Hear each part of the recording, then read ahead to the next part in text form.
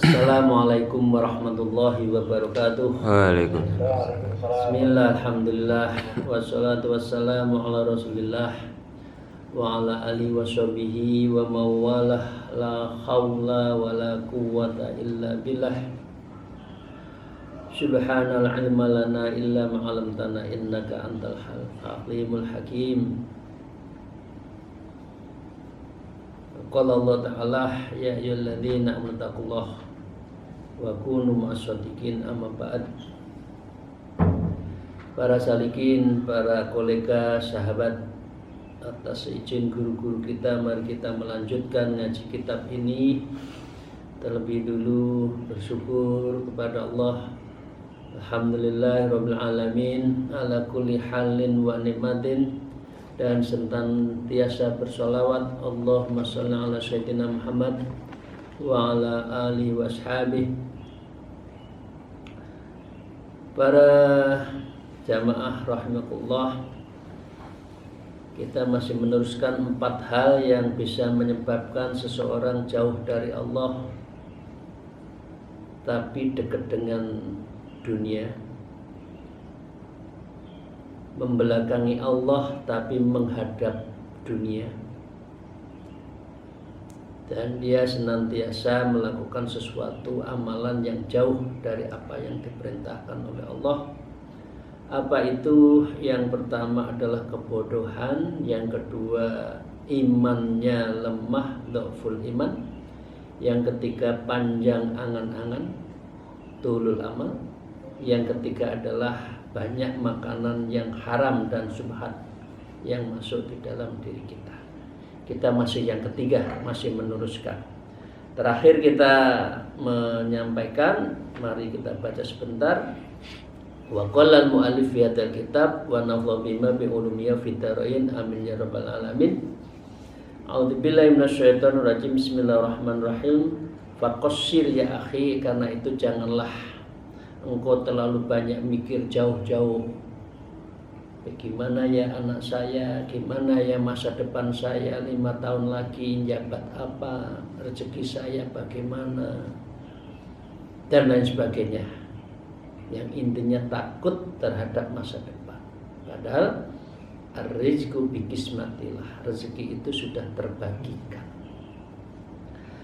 Amalaka wal yakun ajuluka nasba'ainak.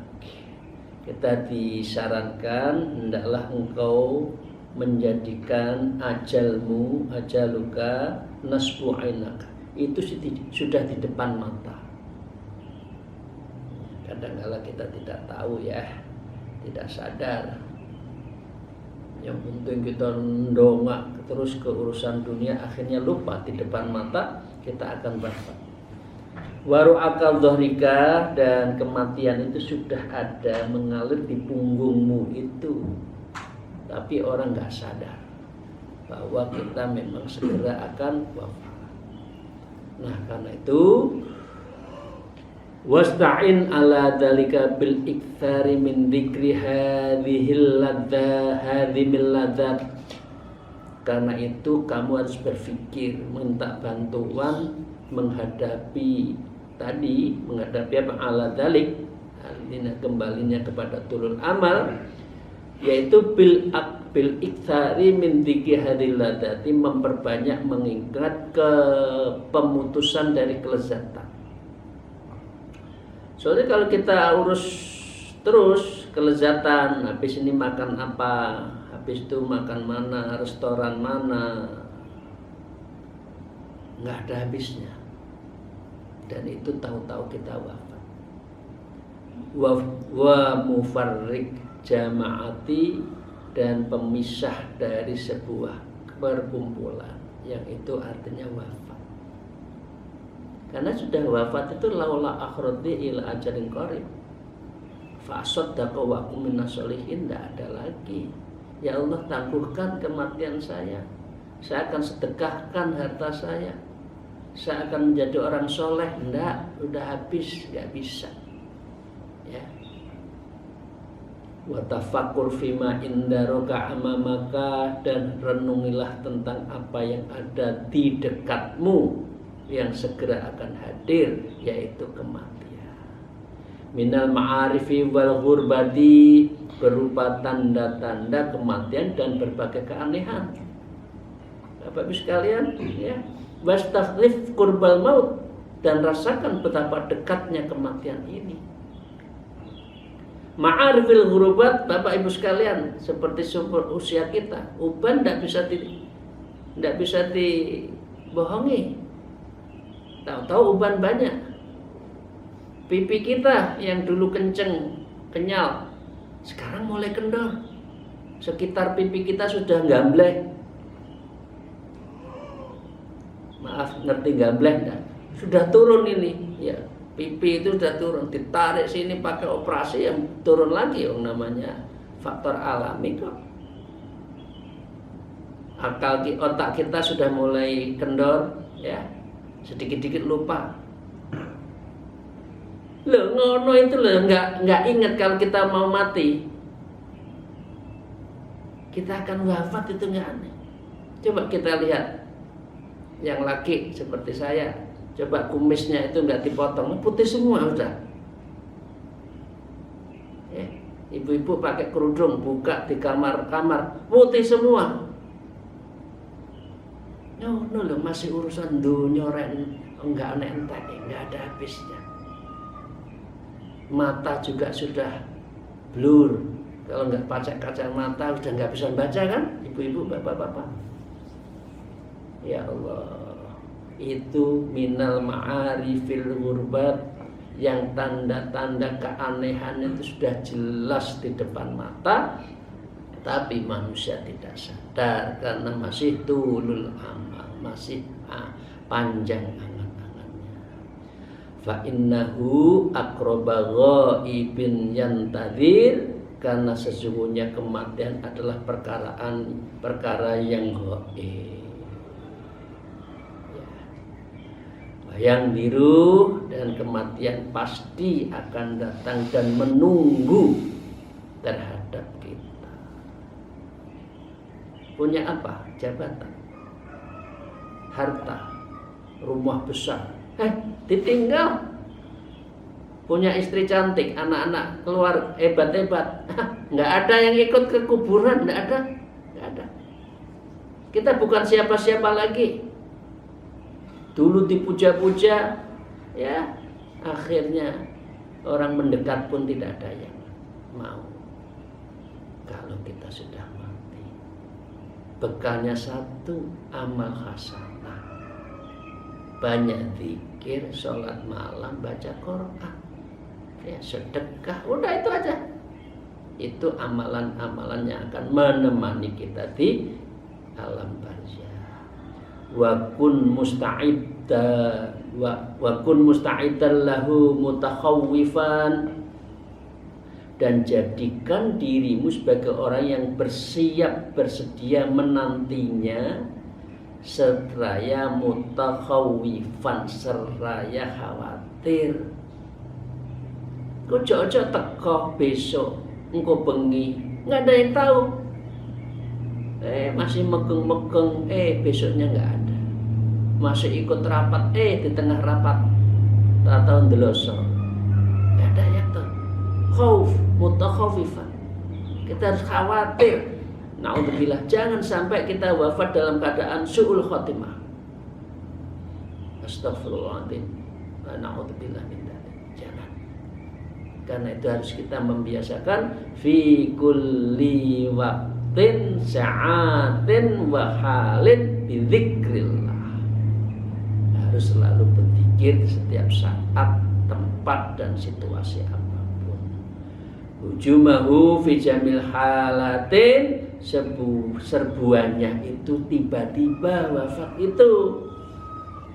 Fi jamil halatin, dalam situasi keadaan, di jalan, Alhamdulillah kalau lagi sholat. Alhamdulillah lagi di Mekah, Madinah. Alhamdulillah lagi ngaji, lagi sholat malam, Allah manggil, itu husnul khotimah. Tapi kalau tidak ada hubungannya dengan Allah, tahu-tahu wafat, gimana? Padahal padahal itu disergap, tahu-tahu aja. Fi jamil halatin, dalam kondisi yang kita tidak tahu, halinnya itu lagi kerja. Ya, ini kemarin teman kita yang dari UID Sulawesi Barat Selatan, dari PLN ada yang wafat. Begitulah, masih muda tapi wafat. Wafat itu bukan urusan umur, Bapak Ibu sekalian. Ada yang muda lebih dulu kok. Wafat juga bukan urusan A, B, C, diurut sampai Z, enggak. Kalau A saya duluan dong. Ali Maskur kan di depan. Kalau Zainal Arifin nanti di belakang.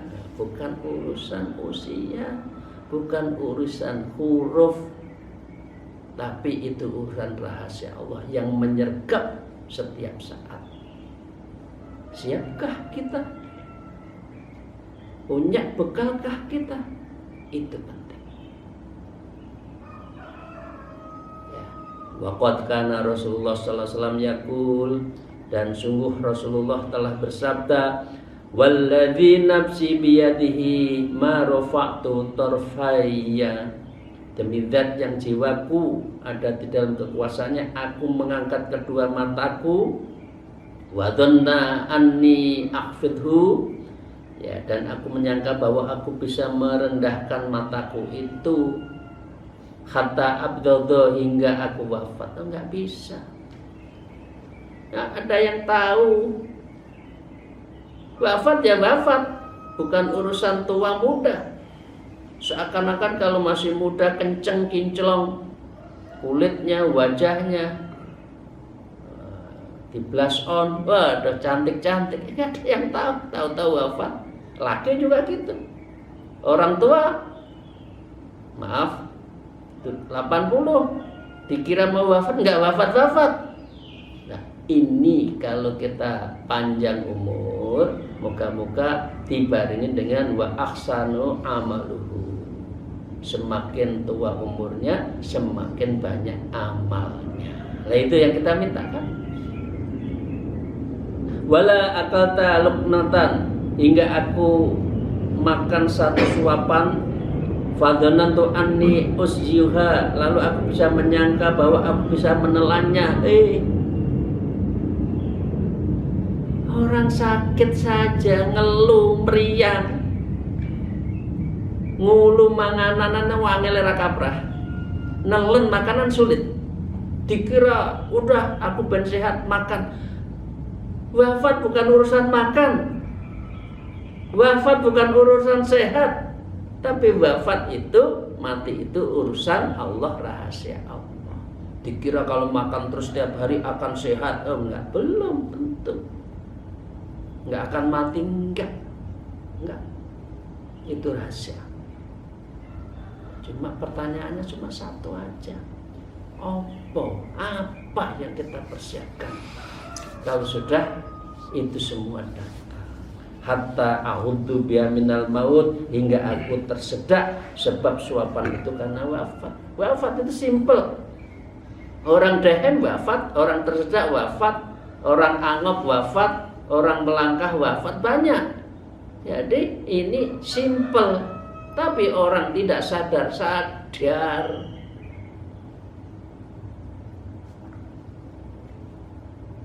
Ngelakis ketemu urusan dunia, lali, lupa, kesengsem dunia. Wih, kalau kesengsem dunia seakan-akan akan mati ya. Manusia ya, termasuk saya, termasuk kita semua. Karena itu kita harus siap-siap semuanya. Wa rubbama daraba biyati 'alal khaitil latayamumi, Dan terkadang beliau menepuk tangan dengan di atas tembok untuk tayamum, maka pernah dikatakan kepada beliau, sesungguhnya air dari Anda sangat dekat. Ya, fayaqulul adril 'alil ablaghuhu. Lalu beliau berkata, aku tidak tahu, bisa saja aku tidak mencapai air itu. Maunya jalan, tidak kuat jalan. Kan banyak. Tahu-tahu Allah memanggilnya. Qala Sayyidina Abu Bakar As-Siddiq, kullu mri'in musabbahun fi ahlihi wal mautu adna min syiraki na'lihi. Setiap orang sedini mungkin yang ada di keluarganya, namun kematian itu lebih dekat dibandingkan tali sandalnya. Mati itu sangat dekat. Yang pasti yang paling dekat kematian. Yang pasti yang paling di depan mata kematian. Nah itu yang harus kita siapkan dengan baik. Qala Hujjatul Islam rahimakumullah, telah berkata Hujjatul Islam Imam Ghazali, I'lam annal maut la yahjumu fi waqtin wa khususin. Ketahuilah bahwa kematian tidak menyergap di waktu tertentu. Tidak ada. Kalau wafat itu mungkin siang atau pagi, sore, malam, tidak mengenal. Wahalin wa maksusun, situasi tertentu. Nanti kalau wafat ya Allah, ya orang itu kok rata-rata sedang kerja, karena itu saya tidak begitu kerja. Enggak juga, di rumah juga bisa wafat. Wasinin maksusun, dan juga tidak boleh, tidak pasti tahu sergapnya, pasti tidak tahu menyergapnya itu. Wala budda min hujumihi, maka bersiap-siaplah untuk kematian itu. Fal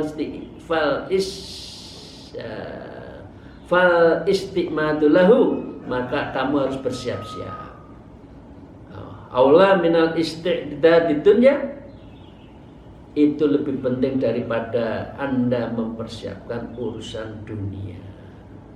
Dunia sak dermo nglakoni apa yang ada kita jalankan secara profesional, pekerjaan apa, nanti rezeki datang sendiri kok. Ada 4 rezeki ya kemarin ya, yang saya sampaikan, saya nggak usah ulang lagi.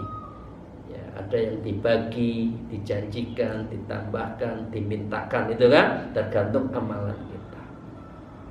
Ada 2 caranya, asbab dan tajrid. Asbab itu adalah karena sebab orang kerja dapat uang.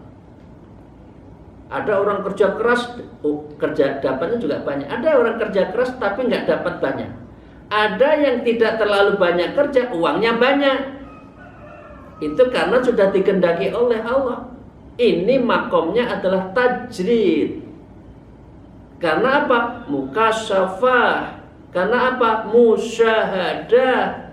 Menyaksikan Allah, Allah menyaksikan ada orang itu tiba di kelontor, padahal kerja biasa-biasa saja, geloma-gelami, tapi lebih.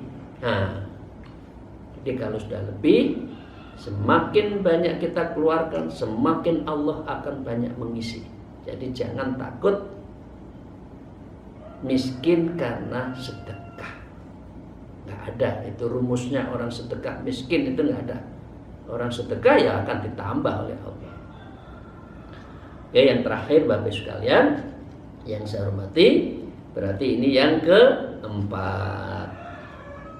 Wa amma nawafulul harami wa subhatin, ini yang keempat ya. Adapun makanan yang haram dan subhat, fa wala mahalatan jasrifu anit ta'ah, orang itu pasti akan memalingkan dari ketaatan. Semakin banyak yang haram, semakin banyak yang subhat, ketaatannya mesti rendah. Wa yad'u ilal maksiat, dan dia akan mengajak kepada kemaksiatan. Itu rumus awal. Qala Rasulullah sallallahu alaihi wasallam, man akalal halala ata'at jawarihuhu sa'a am aba. Siapa saja yang memakan sesuatu yang halal, maka akan taat seluruh anggota tubuhnya, baik yang ia kendaki ataupun yang menentang. Kalau yang halal masuk kita, diajak untuk ibadah sregep, diajak untuk maksiat menolak. Nah, itu karena halal. Sebaliknya, waman akalal harama asad jawarihuhu sa'am abah. Siapa saya memakan makanan yang haram, maka akan bermaksiat anggota tubuhnya, baik yang ia berkehendak ataupun menolak. Diajak maksiat, sergap. Diajak maksiat, awalnya menolak, tapi ikut juga karena lemah, karena banyak makanan yang haram. Kullu ma syi'ta fa mislahu na'mal. Begitu hadis juga mengatakan setiap sesuatu yang engkau inginkan, maka akan seperti itulah yang engkau lakukan.